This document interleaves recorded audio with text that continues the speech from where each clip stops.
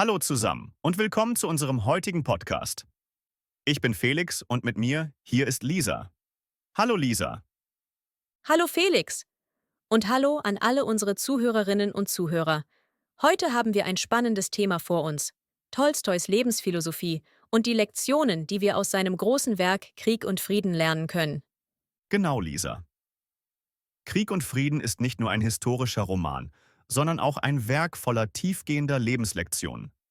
Manchmal ist es, als ob Tolstoi uns direkt ins Ohr flüstern würde. Mit Weisheiten über das Leben, die Liebe, das Leid und den Sinn unserer Existenz. Aber bevor wir zu tief einsteigen, Lisa, kannst du uns ein bisschen über den Hintergrund von Tolstoi und diesem riesigen Werk erzählen? Sehr gern, Felix. Leo Tolstoi war ein russischer Schriftsteller, der im 19. Jahrhundert lebte. Er gilt als einer der bedeutendsten Autoren der Weltliteratur. Sein Werk Krieg und Frieden ist ein Epos, das zur Zeit der Napoleonischen Kriege spielt. Aber es geht darin nicht nur um historische Ereignisse, sondern um das menschliche Leben in all seinen Facetten. Und genau das macht es so besonders. Tolstoi wollte das wahre Leben abbilden, ohne Idealisierungen oder Verherrlichungen. Das ist auch ein wichtiger Punkt, den wir uns merken sollten. Das Wort Verherrlichung bedeutet, etwas als besser oder schöner darzustellen, als es wirklich ist. Ah, ja. Und das ist etwas, was Tolstoi definitiv vermieden hat. Er hat die Realität unverblümt dargestellt, mit all ihren Schwierigkeiten und Herausforderungen. Er hat uns zum Beispiel gezeigt, dass das Leben nicht immer nur aus Heldentaten besteht, sondern auch aus den kleinen Entscheidungen, die wir jeden Tag treffen. Ich finde, das ist eine der wichtigsten Lektionen aus Krieg und Frieden, dass das Leben nicht immer groß und dramatisch sein muss, um bedeutungsvoll zu sein. Absolut, Felix. Eine der zentralen Ideen bei Tolstoi ist, dass das Glück in den einfachen Dingen liegt. In der Familie, in der Arbeit, in der Natur. Und das bringt uns zu einem wichtigen Begriff: Schlichtheit. Schlichtheit bedeutet, dass etwas einfach und bescheiden ist, ohne Luxus oder großen Prunk. Tolstoi lebte später in seinem Leben selbst sehr schlicht und glaubte daran, dass wir in der Einfachheit das wahre Glück finden können. Das ist wirklich interessant, Lisa. Vielleicht könnten wir ein Beispiel aus dem Buch nehmen, um das zu verdeutlichen. Mir fällt da Pierre ein, der am Anfang des Romans ziemlich verloren wirkt. Er ist reich, aber er fühlt sich leer. Erst als er seine Einstellung ändert und anfängt, die einfachen Dinge zu schätzen, findet er wirkliche Zufriedenheit. Was würdest du dazu sagen, Lisa? Genau, Felix. Pierre ist ein wunderbares Beispiel. Er durchlebt eine innere Reise, die ihn dazu führt, sein Glück nicht mehr in äußeren Dingen wie Geld oder gesellschaftlichem Ansehen zu suchen, sondern in der inneren Ruhe und der Verbindung zu anderen Menschen. Das Wort innere Ruhe, das ist ein guter Begriff, den wir erklären sollten. Es bedeutet, dass man mit sich selbst im Einklang ist und keinen inneren Konflikt oder Unruhe verspürt. Innere Ruhe. Ja, das klingt wirklich nach etwas, das wir alle anstreben sollten, besonders in unserer hektischen Welt. Ich denke, Tolstoi würde heute vielleicht sagen, dass wir weniger auf das ständige Streben nach mehr achten sollten und mehr darauf, was wir bereits haben. Lisa, könntest du uns vielleicht noch ein paar Begriffe erklären, die im Zusammenhang mit Tolstois Philosophie wichtig sind? Klar, Felix. Ein wichtiger Begriff ist Mitgefühl. Tolstoi war der Meinung, dass Mitgefühl, also das Einfühlen in die Gefühle anderer Menschen, eine der wichtigsten menschlichen Eigenschaften ist. In Krieg und Frieden sehen wir immer wieder, wie die Figuren durch ihr Mitgefühl wachsen und sich weiterentwickeln.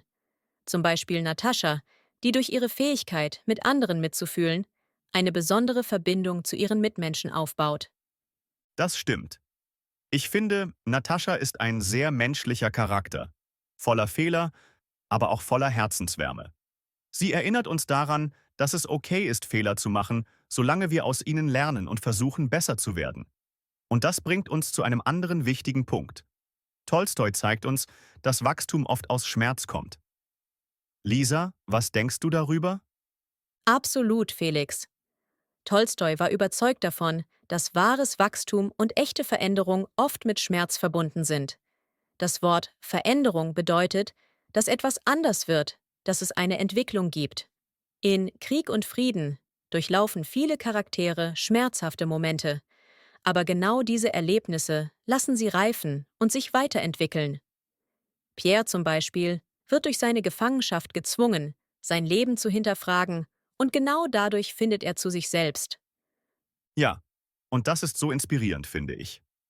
Es zeigt, dass selbst die dunkelsten Zeiten im Leben uns zu etwas Gutem führen können, wenn wir bereit sind, daraus zu lernen. Es ist diese tiefe Lebensweisheit, die Tolstois Werk so zeitlos macht. Lisa, was denkst du? Welche Lektionen aus Krieg und Frieden könnten wir heute in unserem modernen Leben anwenden? Das ist eine sehr gute Frage, Felix. Ich denke, eine der wichtigsten Lektionen ist, dass wir uns auf das Wesentliche konzentrieren sollten, auf unsere Beziehungen, auf das, was uns wirklich erfüllt. Das Wort Wesentliche bedeutet das, was wirklich wichtig ist, das Kernhafte. Tolstoi zeigt uns, dass Ruhm, Reichtum und Macht vergänglich sind, aber die Liebe zu unseren Mitmenschen und die innere Zufriedenheit bleiben bestehen. Das ist so wahr, Lisa. Oft sind wir so sehr damit beschäftigt, Ziele zu erreichen oder uns mit anderen zu vergleichen, dass wir vergessen, was wirklich zählt. Tolstoi erinnert uns daran, dass wahres Glück nicht von äußeren Umständen abhängt, sondern von unserer inneren Einstellung. Ich glaube, das ist eine Botschaft, die viele unserer Zuhörerinnen und Zuhörer heute gut gebrauchen können. Ganz genau, Felix. Und wenn wir gerade bei der inneren Einstellung sind, Tolstoi hat auch oft über die Bedeutung der Demut gesprochen. Demut bedeutet, dass man bescheiden bleibt und sich selbst nicht über andere stellt.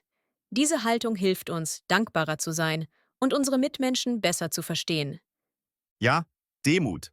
Das ist ein schönes Wort. Es erinnert uns daran, dass wir alle auf irgendeine Weise miteinander verbunden sind und dass niemand besser oder wichtiger ist als der andere. Tolstoi hat diese Idee immer wieder in seinen Werken aufgegriffen. Und ich denke, das macht seine Geschichten so menschlich und universell. Lisa, hast du vielleicht noch einen letzten Gedanken, den wir unseren Zuhörern mit auf den Weg geben können? Auf jeden Fall, Felix.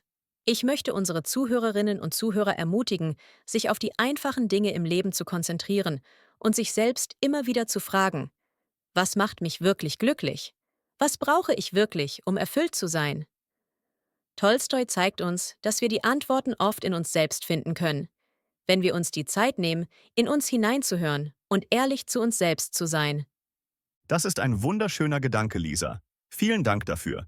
Ich hoffe, dass unser heutiger Podcast dazu inspiriert hat, ein bisschen über das eigene Leben nachzudenken und vielleicht auch den einen oder anderen Aspekt von Tolstois Philosophie im Alltag auszuprobieren.